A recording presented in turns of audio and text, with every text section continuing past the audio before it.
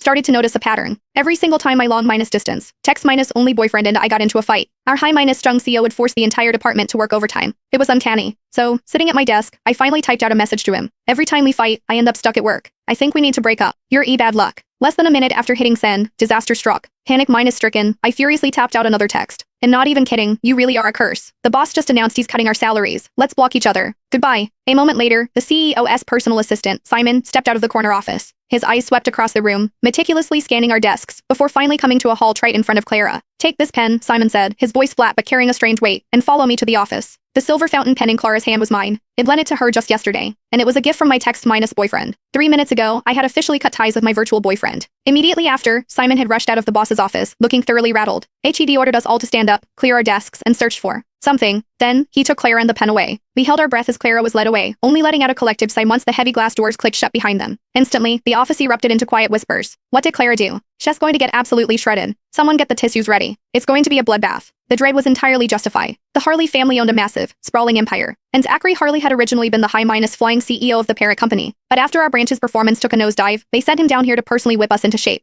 Tall, impossibly handsome, highly educated, and possessing the kind of tailored physique that belonged on a runway that was our first impression of him. For about 20-4 hours, Zachary was the collective fantasy of every woman in the office. But by day 2, he shattered those illusions with a brutal iron fist. No being late, no office romances, no personal phone used during work hours. And the absolute kicker, our annual revenue target was arbitrarily doubled to $1 billion.